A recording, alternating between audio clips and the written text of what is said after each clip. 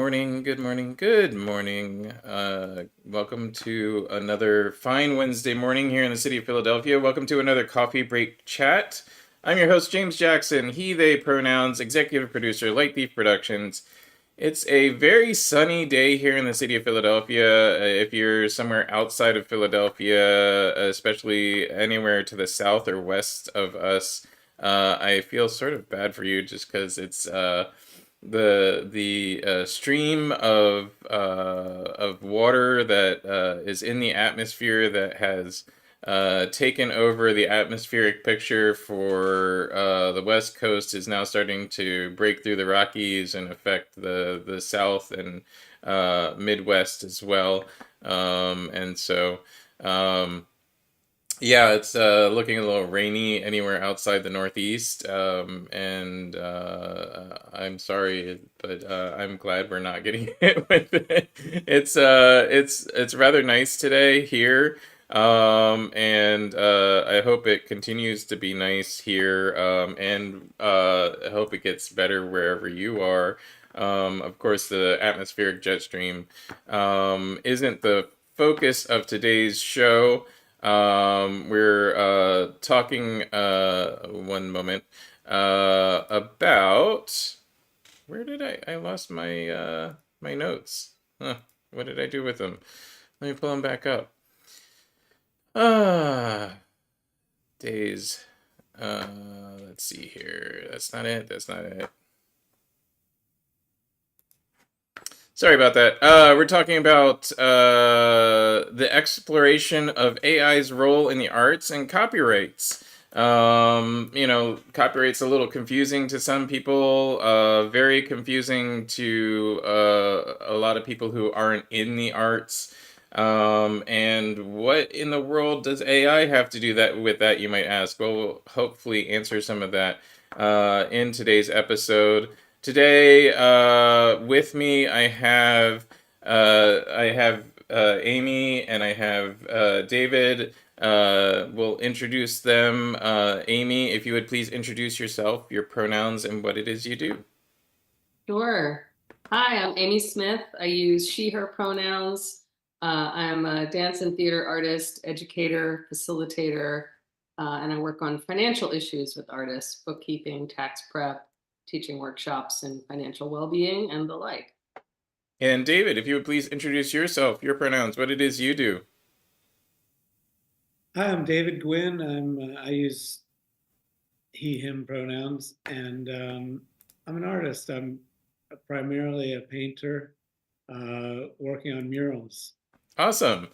So I think today's conversation should be interesting. I'd like to start out with acknowledging it's Black History Month.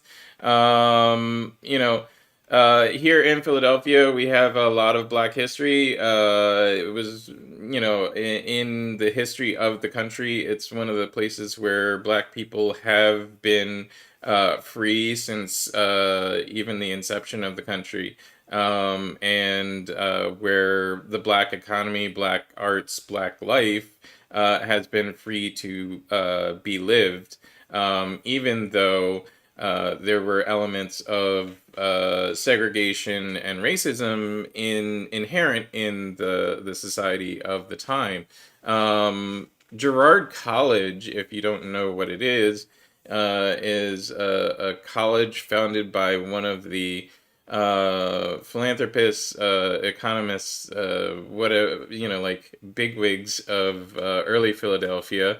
And it was founded as a white male only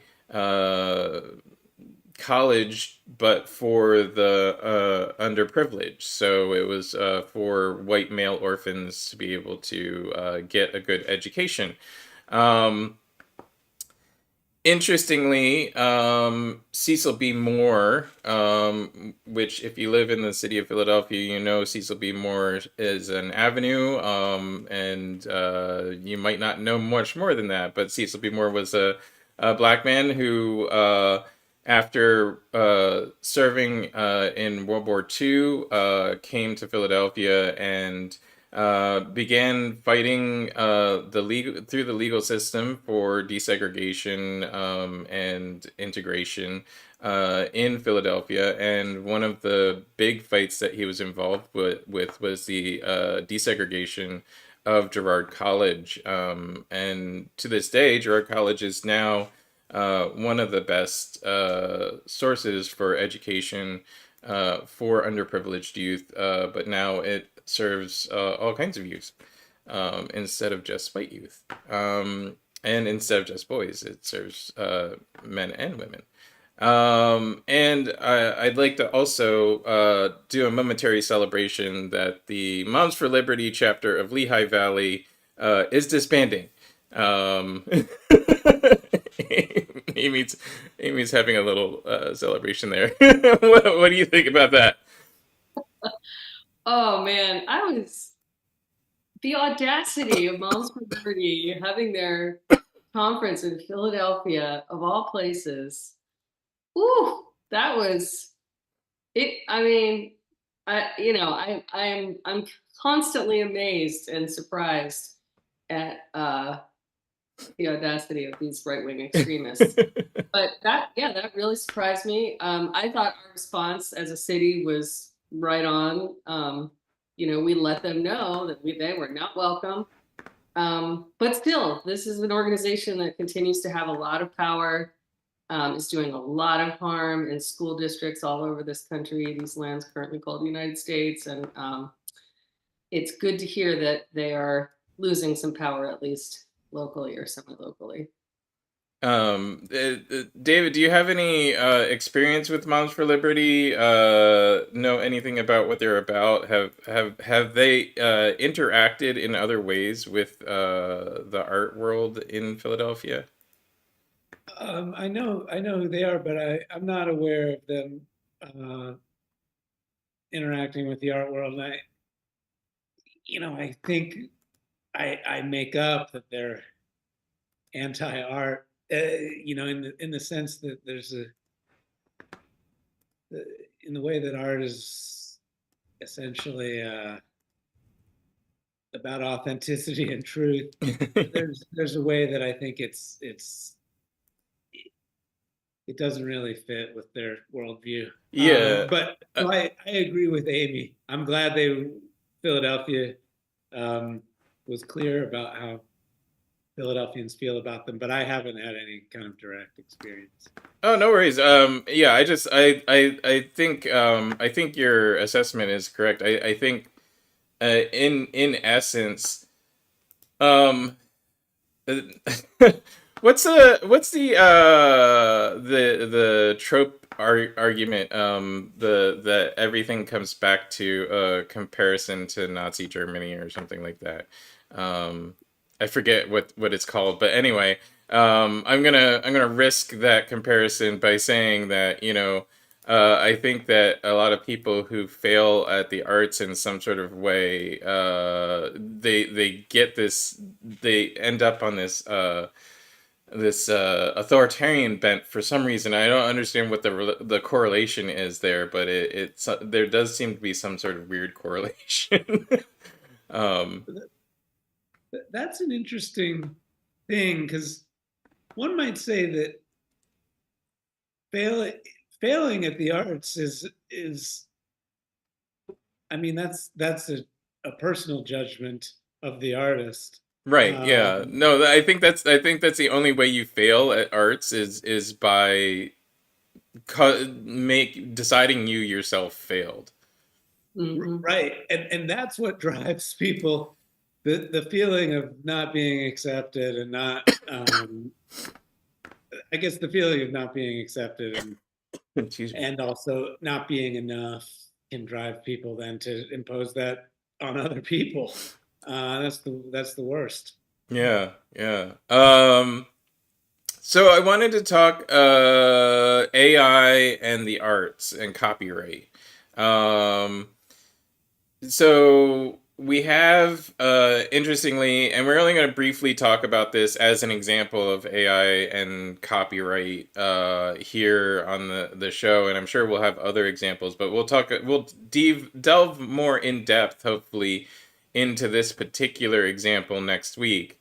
I'm going to have Victor Fiorello on the show, and we're going to talk about Sheriff Bilal, recently reelected Philadelphia Sheriff Bilal. Important to note, as they did on NPR yesterday, that the sheriff in Philadelphia does not run the police force. It is an entirely separate policing body than the Philadelphia Police Department, and so Sheriff Bilal is not the head of policing in Philadelphia. The sheriff's office in Philadelphia is responsible for court matters, so things like repossession of properties, sheriff sales, and getting anything that has to do with court orders, enforcing court orders, transporting prisoners, things like that. Excuse me. Have a little itch in my throat this morning.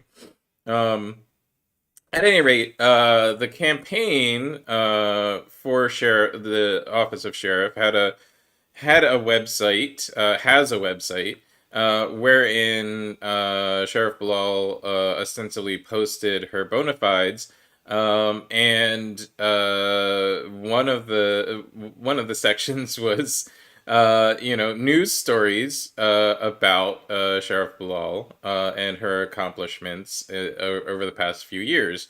The news stories, it turns out, didn't exist. All the headlines and news stories, when you tried and figure out what the actual news story that they were quoting was, did not exist. They are not actual news stories, were not actual news stories, and they're just a bunch of headlines that Chat GPT apparently made up because whatever ad agency the sheriff hired to run her campaign website, used Chat GPT to generate the text, and Chat GPT was like, well, here's a section on Bilal's achievements. Why don't you post this? And nobody double checked. um, uh, how does this fit into AI? How does this fit into copyright? Well, it's interesting to me because so AI, for those that aren't aware, AI is trained on a database. Like you have to, feed it a bunch of results that look like what you want it to do.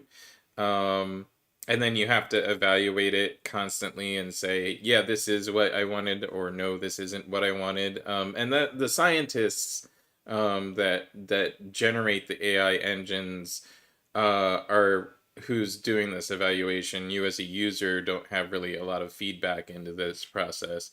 Um, but um, you know, uh, where do you get all this, information that you're feeding into the AI? Where do you get all the stuff that you want it to learn from? Excuse me. A lot of that, um, most of that, by its very nature, has to be copyrighted work. Unless you're going into purely public domain work, which is a very small amount of what exists easily accessible to the digital format to computers. Um, you're talking things that are copyrighted, whether they be books or films or television or photographs. All of it exists in a copyrighted form. Now, copyright relatively easy to understand from an outside perspective. Go to copyright.gov, and you can actually read the Copyright Act. It's not very long. It lists what a copyright is, when it starts, and what it does. And essentially, it starts when anybody creates something, whether that be writing or music or imagery or murals or sculpture, and it lasts their lifetime. The problem is that uh, someone can also be considered to be a company, like Walt Disney, and then it lasts the lifetime of the company. So, well, now uh, a company owns it. If that company never ceases to exist, when does it enter the public domain, etc.? All of that we can talk about, but just the basics is it protects the rights of the person who created that work of art to copy it, to change it, to display it or not display it, and to take credit for it. That's really the basics. And so, you guys, Amy, David, what is your take on where does AI fit into this process? It's not, is AI an individual? Is AI modifying art? Like I, David, to for a muralist, I'm sure you sometimes incorporate other artworks into your art. Um, that results in dependent copyrights and stuff like that. How does this fit in with your view of art and like what you think, how you think about copyright? Well, yeah, that's a good question. But in the way that you described, like the AI learns from looking at, from going through, in the case of images, AI is looking at all the images on the internet and, trying to analyze them and then be able to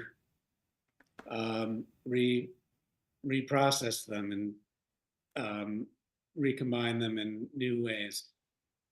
That's the reason that it's doing that. It's modeled on what people do. I go to the museum and I look at art, and or I go to the gallery, or I look at the internet, and I think, oh, that's cool. I'm gonna try and I like that. Maybe I can like incorporate that into my work. Um, um, so I have mixed feelings about it. With sometimes with murals, you're asked to combine a bunch of different ideas.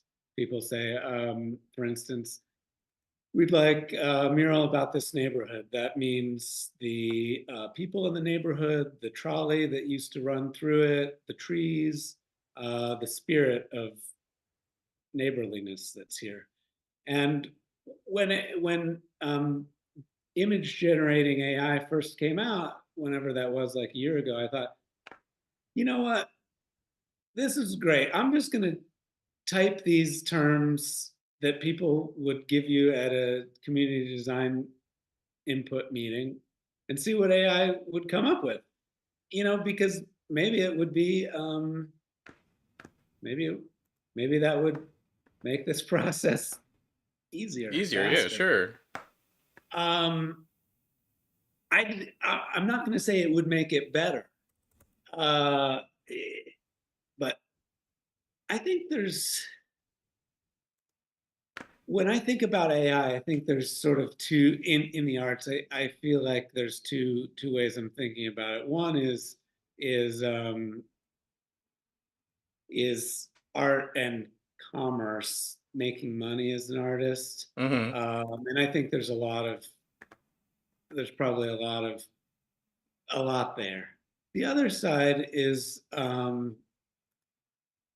like what it means to be an artist or what art is.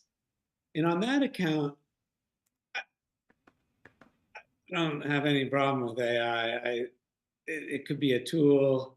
It could be basically. I think art's first virtue or whatever is for the artist. It's that you want to express yourself and say something that needs to be said. Um, and I don't, for myself, I don't, AI might be a tool, it might not be a tool. It's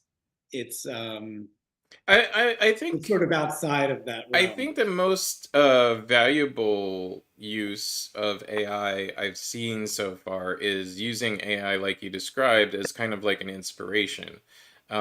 Using it as an inspirational or even, like framework building tool. And full transparency, I use ChatGPT 4 to generate, a lot of the framework for this season's shows so far. I only have, like a couple of hours and I'm working by myself. It's not like I have a writer's room of like 20 people to fill an hour, so I sit down at like 9 o'clock on Tuesday, and I'm trying to post this framework by 10 o'clock on Tuesday so that, the guests have at least, 12 hours to look over like this stuff that I want to talk about.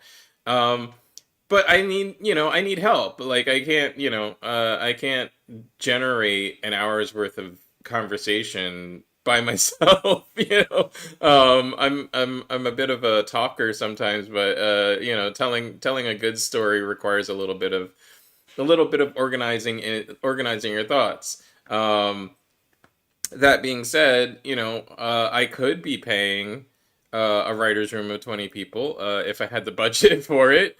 And if anybody wants to pay 20 otherwise out of work writers for their time on Tuesday evenings, feel free to donate to Patreon. I'm not, it's not a joke. Like if you want to pay people, I'm more than happy to pay them, but I don't have the budget. How do we, how do we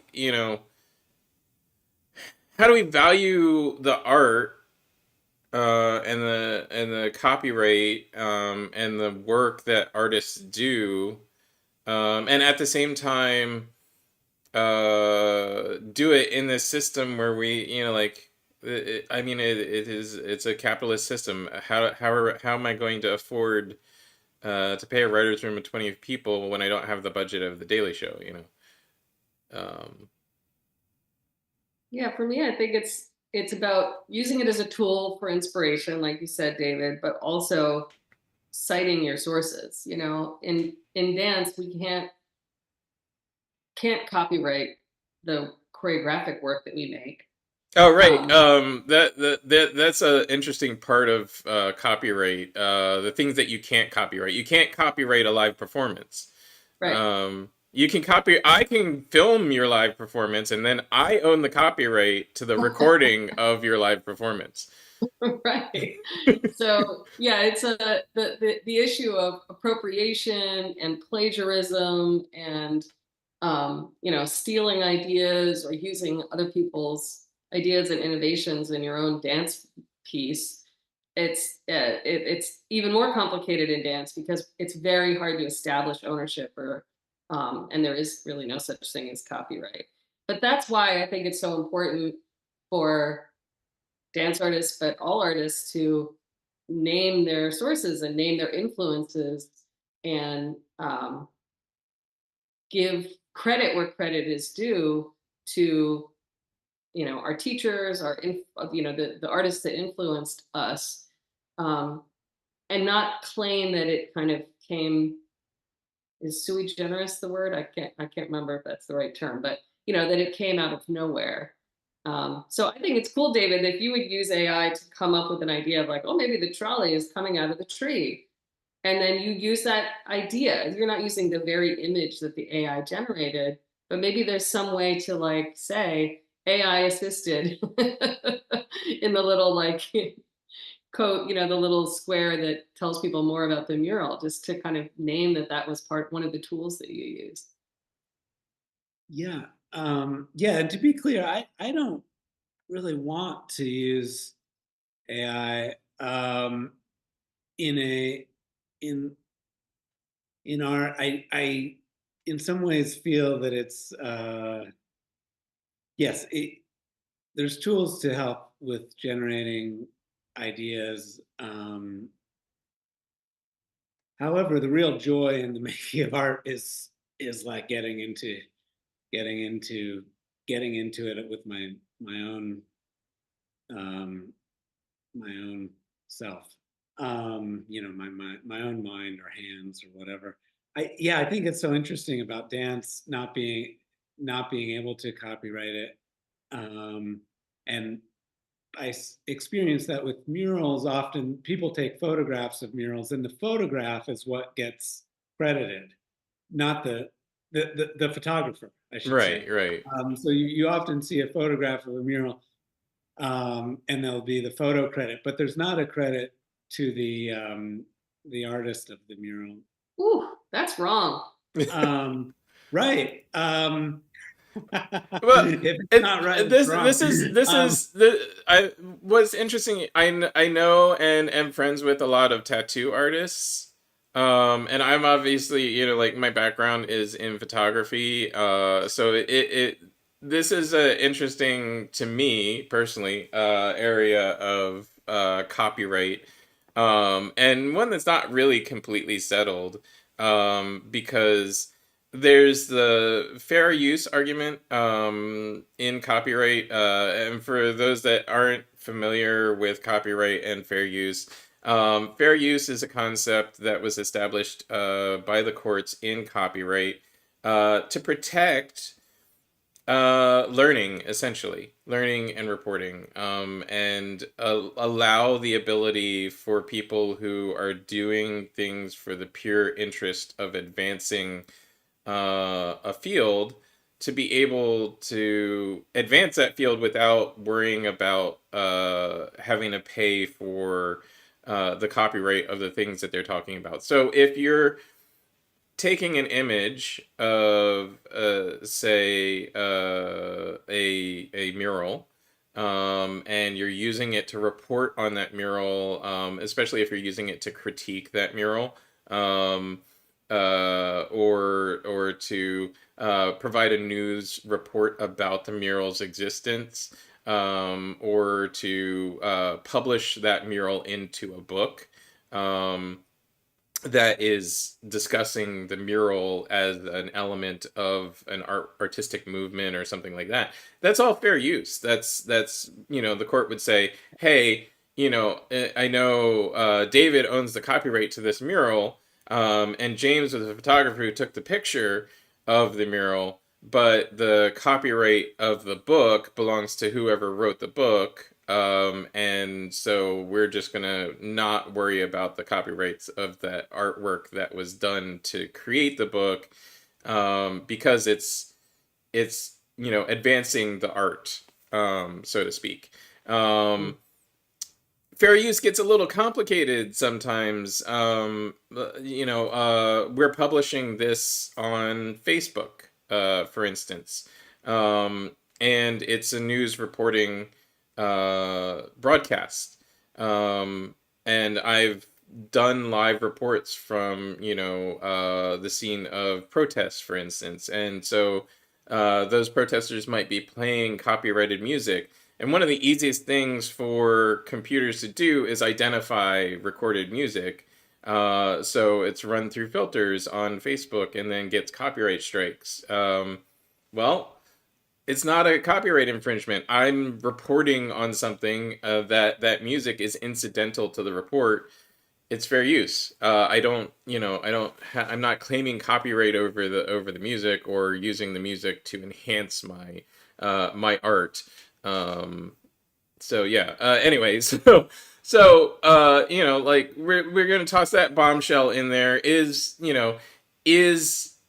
using art to create the black box that is AI fair use? Is that one of the directions that that we might go in the courts with, with AI sampling all of this copyrighted material and spitting out something that isn't the copyrighted material itself, but is generative of that copyrighted material? Is it fair use?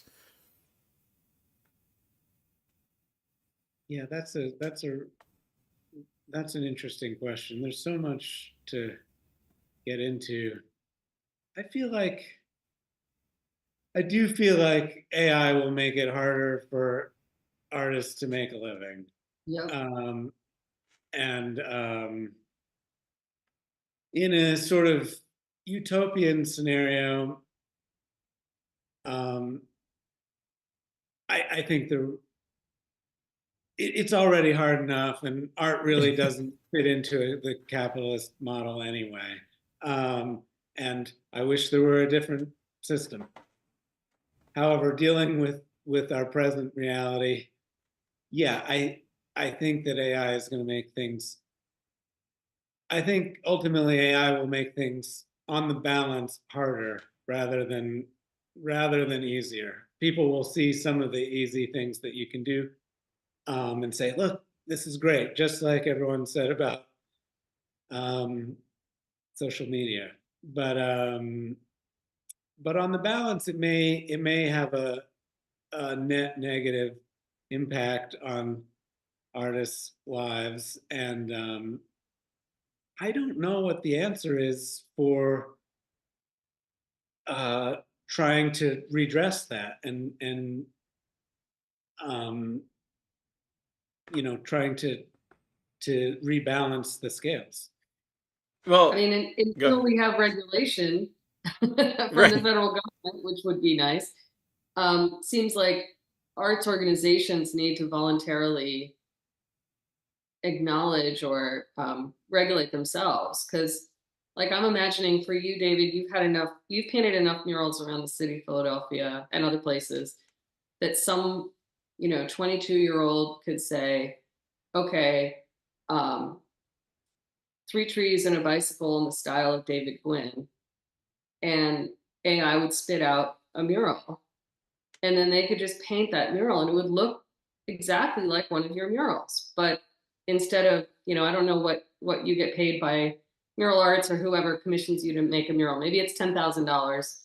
This young person will do it for $1,000. So the arts organization needs to say, actually, no, we're going to actually hire the person who whose work you're stealing instead of you, even though you're cheaper. Like, we need arts organizations to actually do that so that we don't end up in this race to the bottom and in a situation where artists are being undermined by the technology. Absolutely, yeah, there needs to be integrity on the part of the people with the money, um, and I think and there needs to be unfortunately, there's integrity on the part of the artist too. Like, a lot of when I use AI to generate text or words, a lot of the time that I spend doing it is either editing it to sound like me afterwards or feeding prompts into the AI to get it to generate text that sounds like me, to teach it my style, so to speak, not necessarily, whatever ham-handed thing that it's been. I mean, just just for an example, to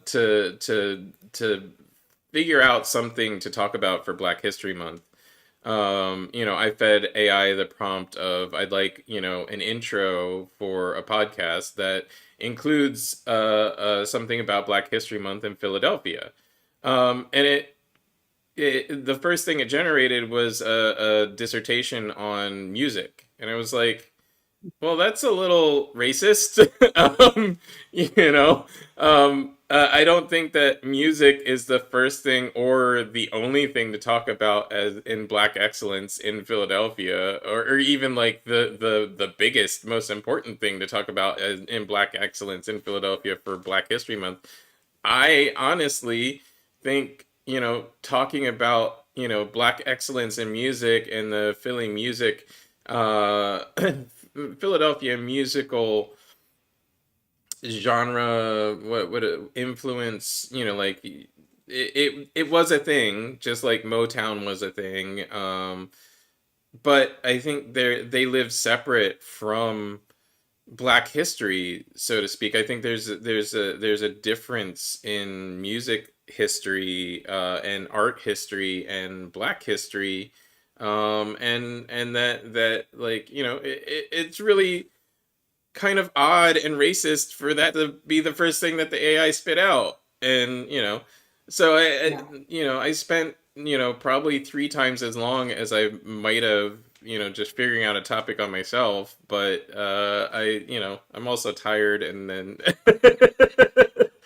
Well, again, I mean, the people writing the code for the AI are generally white people who, come in with their own biases, and those biases are reflected and in there's the AI. sampling. There's the sample of the writing is all of the internet, and Right. all of the things that are available, which has a white bias to it in the first That's place. right. So Yeah. Yeah. Um, yeah, I did actually put into whatever AI engine I asked it to make a David Guinn mural, and similarly to you, James, what it came back with was not good. Uh, I want to see it. I want to see it. oh yeah, I wish I had it and could screen share it. No, it was terrible. However, this is like the early days. I don't have any doubt that it, in 10 years, in 2 years, whenever, it maybe it's going to make something better than I could imagine.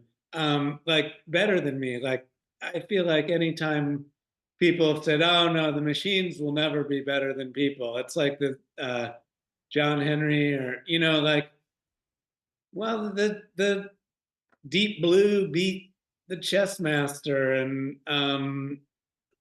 eventually it'll it'll be really good. And um I don't mean that as a judgment. I think it'll be more accurate. I think it'll be produce things that to the user will be more satisfying. And I think it's going to be a challenge to us as people to figure out how to find satisfaction and um, financial reward in our lives. Because once we turn stuff over to AI, really it sucks. Like I I was talking with the woman who was cleaning the hallway outside my studio, and we both agreed that the worst possible thing that can happen is having nothing to do. And although that's all that's sort of a presented in whatever cultural model we're in as like what we're all after, to like be on the beach with no responsibilities. Um, it's this double-edged sword where it actually can be uh, that's where people end up dying of drug overdose. Like with nothing to do, you um, it's not necessarily a beautiful place. And Isn't that where the what was it, in the 1920s, there was a movement of people exploring that exact idea, of what was that? There was a cultural movement. I can't remember the name of it, but it's highlighted in, like books like the Poirot series, but and stuff like that. Where the point was to become so wealthy that you just literally you had nothing to do. Um, and to your point, like most of those people died of drug overdoses, or like made up random shit to be drama in their lives so that they could actually have something to care about. Or the contemporary version is, Elon Musk buying Twitter, and, fucking, who was the guy who went into space because he could? And yeah, it's like Richard these, Branson. yeah, these trillionaires who are like, well, maybe they're not trillionaires, they're billionaires, but they are so bored and they have everything and nothing meaningful in their lives. So they come up with these ridiculous ideas to entertain themselves, make meaning for themselves. Yeah. It's right, true. That would be awful. And that, that's like I feel like that someday we'll all have leisure, lives of leisure is like an excuse by the people generating the technology to generate more technology and make money off of the technology that they've generated. That will never actually happen. We will always have people emptying the garbage can and you know So, just out of curiosity, David, you're saying that you think AI will go to this place where it's as good or better than, the human generation of whatever you're trying to generate through the AI. Where do you think we'll get to a point where AI generates its own culture? That was just what I was thinking about. Yes, where I think that first level of just combing the internet for imagery and then reprocessing it based on prompts is sort of a simple thing.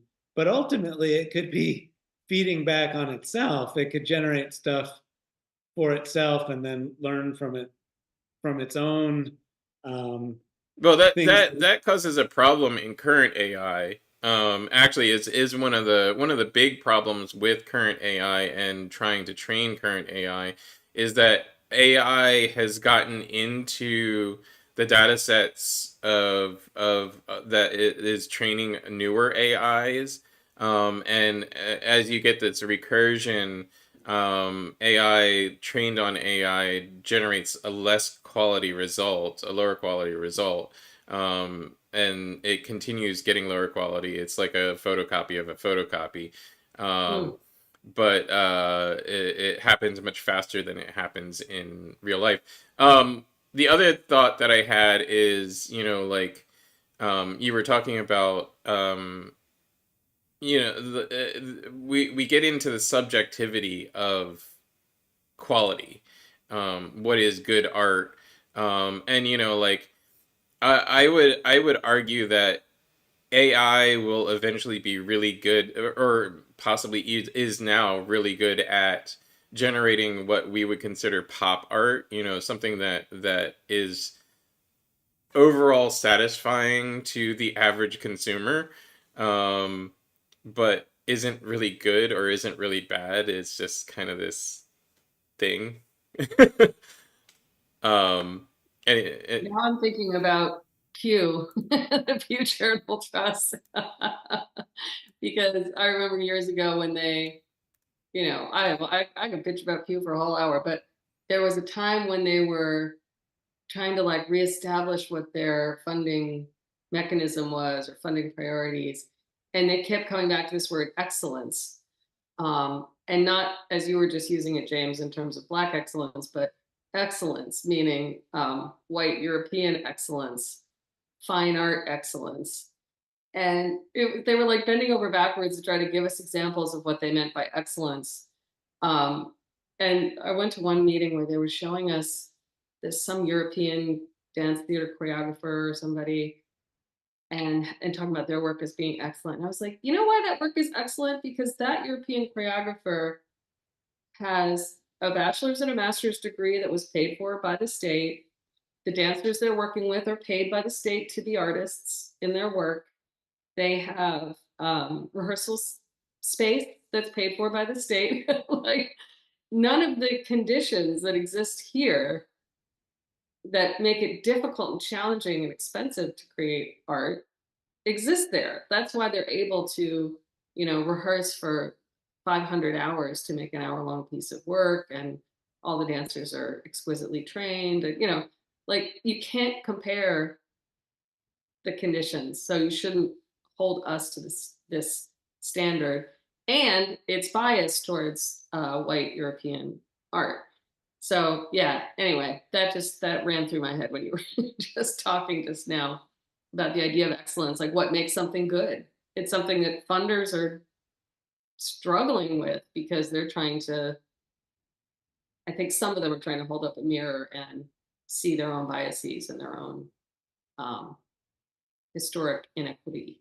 Well, speaking of biases and historic inequity, I wanted to talk a little bit about cultural appropriation. We're just gonna go over a real quick example, and relate this back to AI. The Philly fade. For those that don't know what the Philly fade is, there's a haircut. It's called the fade. It's where your hair goes from no hair to whatever length in a contiguous gradation on your head. And it has roots in the Black Power movement. It has roots in African hairstyles, and it also, the fade is part of Black history. It's part of, it came from the buzz cut. It came from really refining, exemplifying, and working on the artistry of hair, um, in the black barber shop, which was a huge part of the cultural history of especially Black city life, in Philadelphia, in New York, in Chicago, wherever you went. The barbershop was a place where Black culture was crafted as much as the church.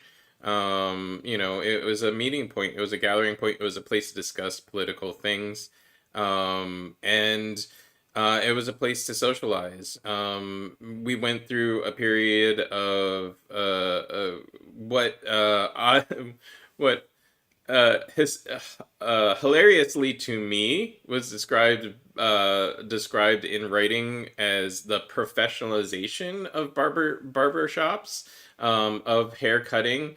What it really is what you can substitute for that word in and make it an accurate statement is the gatekeeping, the establishment of gatekeeping in barbering, to attempt to create discriminatory licensing laws and gatekeep barbering and exclude black barbers, get them shut down, because this is where the culture was going. This is where the culture was evolving. It was an easy place for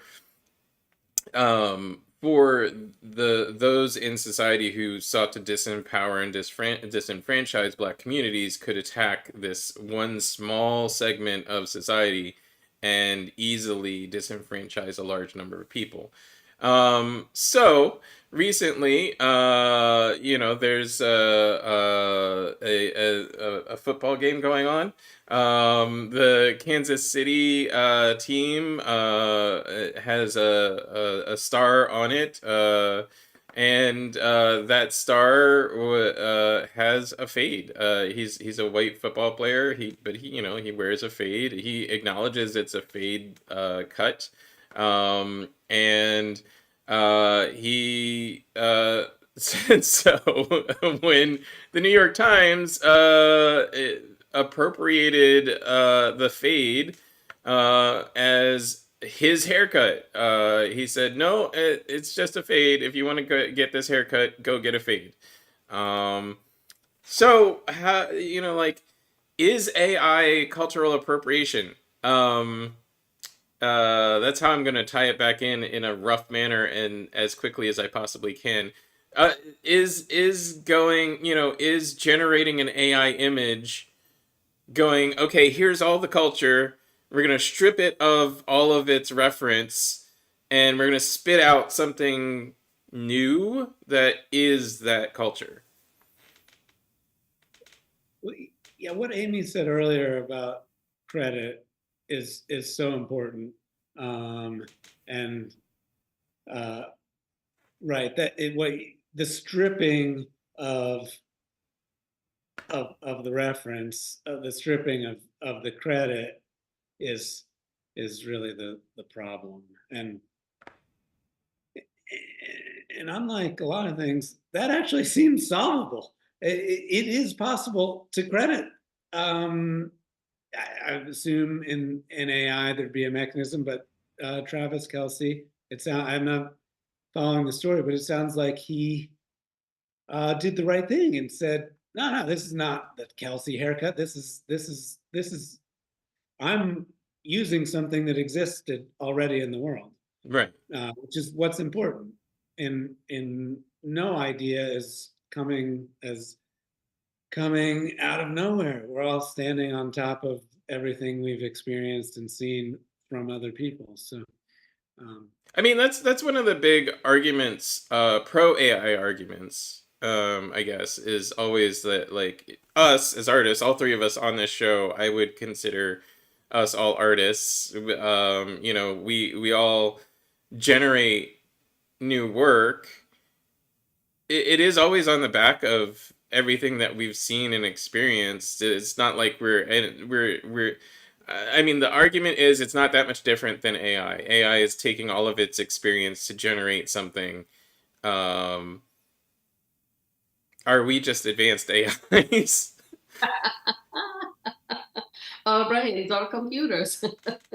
But yeah, again, especially in dance where there is no copyright. I mean, people try to codify things and name them as their thing, but their technique. But I mean, you know, I've definitely been in dance studios where somebody goes Flossie, and you know, every dancer goes, oh, yeah. But yeah, I think that's why it's so important, and especially for me as a white artist and teacher, to name the sources that I'm drawing from. So if I'm teaching a class at University of the Arts or wherever, I'll say, yeah, this is an exercise that I got from Ishmael Houston Jones. And I'll make sure that Ishmael is okay with me teaching that exercise. Or, I'll like name the sources that I have learned from, the teachers that I've learned from, so that the students can understand, as you said, David, we're all standing on the shoulders of our teachers and predecessors and people that were innovative and inventive. Um, and it's not neutral when white artists are perpetuating the work or teaching the work of Black artists, Indigenous artists, people of color artists without naming them. Like obviously that's how racism gets perpetuated in our culture, is when we appropriate and take it as if it's our own instead of crediting it, or even just not utilizing it in the first place because it's not ours to utilize. I think Travis Kelce should be allowed to have a fade. I mean, anyone who wants a fade should have a fade, but it's not his haircut. yeah, I think one of the interesting, right? I really like what you said, Amy, and I think one of the interesting things about AI is that unlike um, unlike our own experience, where a lot of what we're absorbing may return be turned into the art through the unconscious process. And we try to be conscious about what we're doing. And like you're saying, you credit everything you know. However, there's the inspiration may take subterranean roots that you may not be. For myself, I often look at what I've done when I've finished it and been like, oh, or somebody else says, were you thinking about this when you did that? And I'm like, I didn't know that I was, but now I see it. Now that you said that. Now, the potential with AI, because it's a computer, is it actually can record everything that it. I mean, not that anyone could read it, but you could have a receipt of 1 million images that influenced the production of whatever image it spit out. There is the possibility in computing to have this kind of like immense amount of data, and that would be a step in the right direction. I find this all very interesting, and so and one of my favorite things in I direct theater sometimes, I direct film sometimes, I direct video. One of the most interesting things for me in directing is when I have an idea and I don't even necessarily directly express that idea, but that idea comes out on the back end in somebody's acting is always fascinating to me. Mm. Um, I want to read real quick what AI generated as a introduction for you, David, and let me know how much this identifies as something that you would recognize as your own biography. David Guinn, a Philadelphia-based mural artist, has been painting in public spaces since 1998. A Columbia University graduate originally trained as an architect, Guinn has produced numerous public and private commissions, both in the United States and internationally, including in cities like Amman, Guinn, Montreal, Toronto, New York, Washington, D.C., Chicago, and Charlottesville. He teaches at Arcadia University and founded the Percy Street Project in 2016 to promote innovative public art. Gwynn's work for Gwynn's work celebrated for its Gwynn's work celebrated for its engagement with community spaces spans a wide array of subjects and styles, contributing significantly to the urban fabric of Philadelphia and beyond. Obviously, not written by me because I find that really hard to read. I word things a little differently. But it sounds to me a lot like it was just cribbed from your mural arts bio, and B, how accurate is it? Well, all of the facts in that were accurate, which is impressive. And the subjective piece at the end about the urban fabric in Philadelphia was flattering. So I'd give that pretty high marks. The computer loves you, David. I was surprised because Love her back. I asked it that question like 6 months ago, and it came up with some stuff that had all these inaccuracies in it. That was not just where I was like, I don't know where this came from, especially when all that information is like collected in one place, like the biography on my website or whatever. So, um, so yeah, that wasn't too bad. Awesome. I'm going to show real quick some video I took a few days apart of the I-95 project. It is 11 a.m. I just wanted to acknowledge that for viewers and everybody. I wanted to talk real like 2 minutes about I-95 and the park. I'm just going to show some footage here on the screen. And I don't have my audio inputs in on this, so it'll just be quiet footage. And we'll talk about it in a second.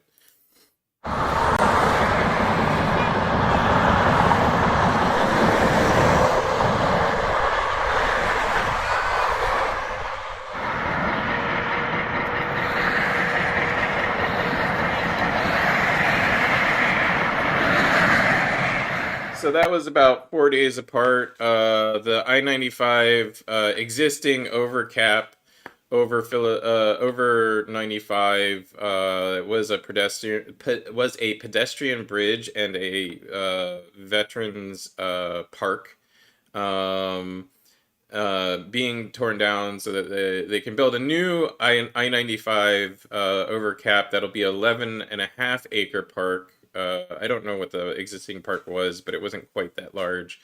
And it's part of the Delaware River Waterfront Master Plan, and it's expected to be completed by 2025, so 2 years from now. And the funding sources are a mix of federal, local, and private sources. Just provide some, specific details. How this ties into our conversation, what I want, just some quick last thoughts on is there was a lot of art in both that park and that overpass. Public art that obviously is no longer there. I don't know what they did with, say, the walking people that were the pedestrian overpass art pieces. But I'm sure this hits home as a muralist, David. And it probably hits home as a performing artist, Amy. Like the longevity of your art. What how do we protect art once it's out there? Um, I mean, as a photographer, it's really relatively easy for me. I can say, "Oh, that's actually my photograph," and no, you can't do that with it. Um, what do you do? It's such a great question. It's relevant right now. There's a mural that I painted that's being that's slated to be demolished, and I have a lot of feelings about it. There is a law, the Visual Artists' Rights Act, that does protect artwork from modification or demolition um, during the artist's lifetime. Um, and um, when I learned about the law, James, I don't know how much you know about it. I was surprised. I was surprised that it existed because it was so generous to artists. And in my understanding of it, it basically looks at artwork as a part of the artist. That and so that for the artist's lifetime, the artwork is part of them, and so you artwork that's protected by that law is uh, is part of you. And I loved that something sort of so generous and theoretical could be part of the American legal system. I don't know what became of the artwork, and I feel sad for it and for the artists involved uh, on that plaza above I-95. But hopefully, there's that artwork was preserved and will be moved. Um, uh, that an accommodation will be made. It's very interesting thinking about dance, Amy, and and um, things that can't really be reproduced. How and I'm interested in what your thoughts are. Yeah, I mean, it's one of the things I love about dance is that it's ephemeral. I'm not a Buddhist, but I have those inclinations of kind of trying not to be attached to the material world, and um, dance is that's one of the aspects of dance that I really love and cherish is that it goes away and you see it or don't see it, and then it goes away, and I think that's beautiful. Um, but for the artists, for the visual artists whose work came down or was moved or whatever in as part of that construction project, yeah, I hope there are protections in place. David, as you were talking about the living artists, their work being protected, I was thinking about Isaiah Zagar and the Painted Bride murals that have just recently been demolished. And it's so heart wrenching. Having spent so much time in that building and performed so often in that building, loving those murals, to see those come down was really, yeah, it was really painful. But here's something I'll say in closing is that, you know, the Delaware River and the site of Philadelphia was Lenni Lenape land for millennia before William Penn came and called it his own. Um, so I'd like to see them use this as an opportunity to commission Native artists and, create a meaningful um, space of reflection and memorial and acknowledging the presence of Lenni Lenape people in this region. So yeah, that's something that I think could come out of this new park. I don't know if that's part of the plan or the master plan for the Delaware River, but I hope it would be, and I certainly think it should be. Knowing the Delaware River waterfront master plan as I do, I think your thought is beautiful, and I know it's not anywhere in there. um, yes, that would be a wonderful thing, but it's mostly commerce concerned. Getting the waterfront as a location that is desirable for tourists and locals to visit, and reconnecting the waterfront as a place of commerce really to the city, where it's been separated by I-95 from the city for what, 40 years now, something like that. um, Perhaps a little bit longer. I'm 40 plus, so 6 years. Yeah. um, uh, it's a beautiful thought. I hope hope we can influence the master plan to include thoughts like that as artists, and that some of the expenditure of this overcapping process is being saved for artists to have influence over what happens with it. I'd like to thank you guys for being my guest today and talking with me. I'd like to thank the audience. Last thoughts, just real quick, is AI ever going to be able to dance?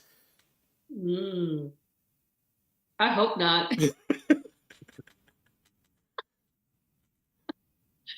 And David. I second that. I hope not too. Awesome. Thank you so much for being with me. I hope you enjoyed your time. Feel free to stick around in the chat, and I will outro the show and hang out with you for a few more minutes if you have time. If not, feel free to head out. But thank you once again, and you're welcome back on the show anytime you like. And Thanks so much. thank you. Thank you, Um, James. Thank you to the audience as well. I really appreciate your joining me every week. Um, we try and like I love this show just because we get to talk about topics that you and interrelate them that you don't necessarily always think go together, but they really always do. It's really weird. There's lots of Black history having to do with Philadelphia and amazing examples of Black excellence here in Philadelphia. I'd love to highlight them all for you this coming month and give you all the chance to learn about a lot of things. For the moment, please Google Sadie Tanner Moselle Alexander. She was a Black Philadelphian who was the first African American woman to earn a PhD in economics from the University of Pennsylvania in 1921. And then she was also the first Black woman to stand for the bar in 1927. So she was the first member of the Pennsylvania Bar in 1927. She was a civil rights lawyer and fought through Philadelphia Orphans Court for racial equality and desegregation. Um, so take a look into the history of Sadie Tanner Moselle Alexander. And if you like what you've seen today, if you like what you see in general, if you'd like to support local news, local information, the ability for local artists and under reported voices to be able to say something, please consider joining our Patreon, patreon.com/lightthiefproductions. Or, if you don't have money or you don't like Patreon, you don't want to support us in that way, just hit like on this video if you're watching it. Hit subscribe on the channel that you're watching it on. Consider subscribing to us on Facebook, YouTube, Twitter, Twitch. We have Blue Sky accounts. We're on literally all the socials except for TikTok. I might fix that at some point. I don't know if it'll be today. But anyway, enjoy the rest of your week, everybody. Next week we'll be talking with Victor Fiorello a little bit more about Sheriff Bilal, and we'll talk more about AI and kind of what was Sheriff Bilal thinking? Like, does nobody double check their AI anymore? Anyway, tune in next week, everybody. Wednesday morning, 10 a.m. And enjoy the rest of your week.